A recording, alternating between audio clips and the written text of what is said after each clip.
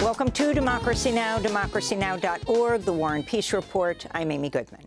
The United Nations Children's Agency has warned Israel's committing rampant, grave violations of human rights against children in the besieged Gaza Strip. On Monday, UNICEF's executive director, Catherine Russell, briefed the UN Security Council on the humanitarian situation in Gaza, warning Israel's assault is killing or injuring more than 420 children in Gaza every day, a number she said should, quote, shake each of us to our core, unquote. I implore the Security Council to immediately adopt a resolution that reminds parties of their obligations under international law, that calls for a ceasefire, that demands the parties allow safe and unimpeded humanitarian access, that demands the immediate and safe release of all abducted children, and that urges parties to afford children the special protection to which they are entitled. Palestinian health officials say over 8,500 people, mostly women and children, have been killed over the past 26 days. On Monday, an Israeli warplane bombed the Turkish-Palestinian Friendship Hospital, the only hospital in Gaza for cancer patients. The attack set part of the building on fire and damaged medical equipment, drawing a strong condemnation from Turkey.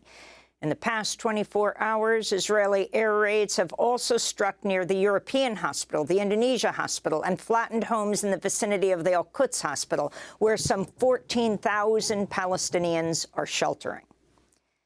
Israeli troops and tanks have pushed further into the besieged Gaza Strip after Israeli Prime Minister Benjamin Netanyahu Monday refused to agree to a ceasefire. Calls for a ceasefire are calls for Israel to surrender to Hamas, to surrender to terrorism, to surrender to barbarism. That will not happen. Netanyahu's comments came as Hamas released a video showing 3 Israeli women held captive in Gaza. In the video, hostage Danielle Aloni fiercely criticizes the Israeli prime minister for failing to prevent the October 7th attack. Netanyahu dismissed the video as cruel psychological propaganda. On Monday, Israel said it had freed the Israeli soldier Ori Megiddish, who was taken prisoner by Hamas on October 7th. Israeli officials also announced the death of 23-year-old Shani Luke, who was kidnapped by Hamas from a music festival in southern Israel. Al Jazeera is condemning threats by the Israeli army against the family of its Gaza correspondent, Yumna El-Sayed. On Monday, El-Sayed's husband received a call from Israeli forces warning family members to immediately leave their home or be killed in a bombardment. The threat comes just days after an Israeli strike killed 12 family members of Al Jazeera's Gaza bureau chief, Wael al-Dadu, including 2 of his children and his grandson. Al Jazeera said in a statement, quote, Israel's actions continue with impunity as they attempt to silence the messenger.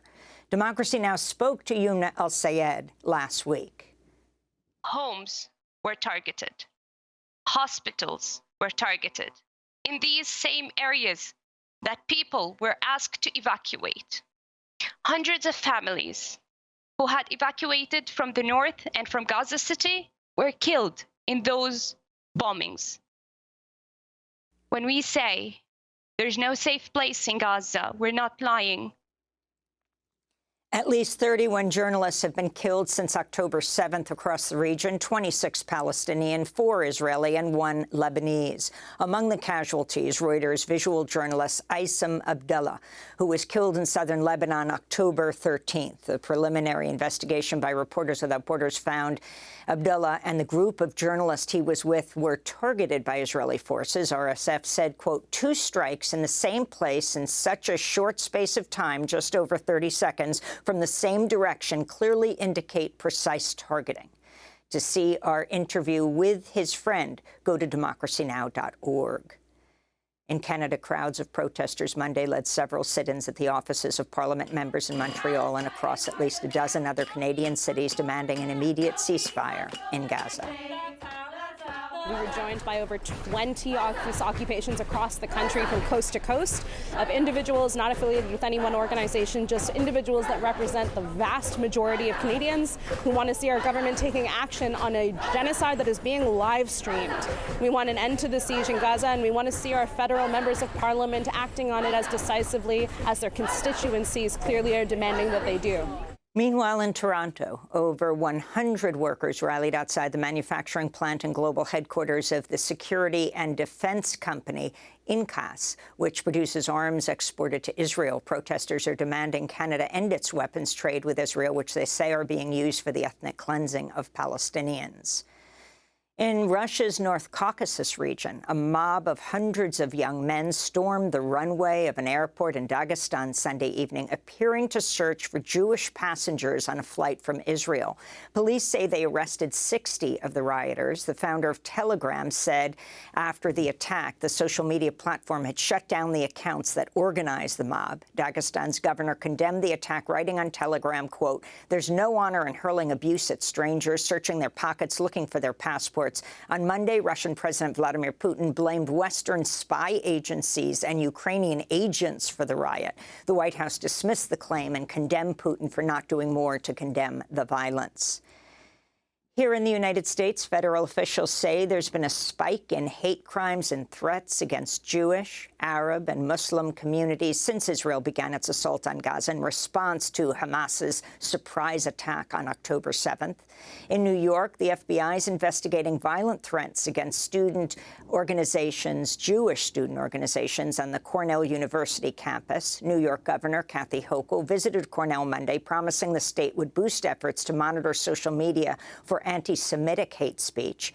In Nevada, police have arrested a Las Vegas man who allegedly left voicemail that included anti-Semitic comments and threats of violence against Nevada's Democratic Senator Jackie Rosen, who's Jewish. In Illinois, a 71-year-old landlord accused of fatally stabbing a 6-year-old Palestinian-American boy 27 times pleaded not guilty on Monday to his murder and hate crime charges. The boy's name was Wadja Al-Fayoum. His mother, Hanan Shaheen, was left hospitalized with serious injuries from the assault. The landlord reportedly shouted, "You Muslims must die," during the attack. In Colorado, authorities say a heavily armed man died by suicide before carrying out an apparent planned massacre at an amusement park. Police say the body of the unnamed 20-year-old was found Saturday morning at the Glenwood Caverns Adventure Park wearing body armor and tactical gear. He was armed with an AR-style rifle, a semi-automatic handgun, and explosive devices. In Maine, newly surfaced records show police ignored repeated warnings about threats made by the Army reservists behind last week's mass shooting, which left 18 people dead and 13 others injured. In mid-July, an Army commander was told that Robert Card should not have a weapon, handle ammunition, or participate in live-fire exercises. The commander alerted local police, but it's unclear if officers took any action.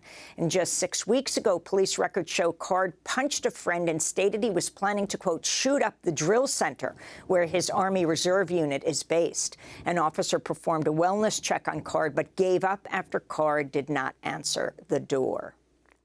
In Denver, Colorado, opening arguments got underway Monday in a case brought by voters seeking to ban Donald Trump from appearing on the 2024 presidential ballot. Lawyer Eric Olson argued Trump should be removed under the insurrection provision of the 14th Amendment adopted after the Civil War. Our Constitution prevents people who betrayed their solemn oath, as Trump did here, from serving in office again. Colorado law gives these voters the rights to make sure their votes will count by coming to this court and ensuring that only eligible candidates appear on our ballots. A similar lawsuit is being heard by Minnesota's Supreme Court this week. In more campaign news, Mike Pence dropped out of the race, his long-shot bid to win the Republican Party's nomination. Trump remains the front-runner in the race by far, even though he faces 91 felony counts across 4 criminal indictments. Meanwhile, Minnesota Congressmember Dean Phillips said Friday he'll challenge President Biden for the Democratic Party's nomination in 2024. Phillips has made Biden's age a centerpiece of his campaign, saying, quote, "I think it's time for the new generation to rise." The United Auto Workers Monday reached a tentative agreement with General Motors more than 6 weeks after thousands of auto workers walked off the job for a historic strike against the big three U.S. automakers. The deal followed similar tentative contracts the UAW reached with Stellantis and Ford in recent days. This is UAW President Shawn Fain. We have won record agreements at Ford, Stellantis, and now GM. We have united our membership like never before. We have shown the companies, the American public, and the whole world that the working class is not done fighting. In fact, we're just getting started. The agreement with GM includes a 25% wage increase over 4.5 years, among other benefits. We'll have more on the strike later in the broadcast. And today marks the end of PEN America's inaugural Prison Ban Books Week, which revealed how prison censorship is now the most pervasive form of information suppression in the United States. More books are banned by prisons and jails than the country's schools and libraries combined. There's been a rise in content-neutral bans that require incarcerated people to get books from approved vendors and block free and used literature from family and friends. Prison officials are also citing security and sexual concerns to censor scientific and creative literature. This is Quinetta Harris, an incarcerated nurse and writer in solitary confinement in Texas. This is what Texas considers sexually explicit, a guide to performing self-breast exams. These are pictures of our bodies to show us how to care for ourselves. Books or magazine articles for contraception, menopause, and general reproductive health care are all denied. And those are some of the headlines. This is Democracy Now!, democracynow.org, The War and Peace Report. I'm Amy Goodman.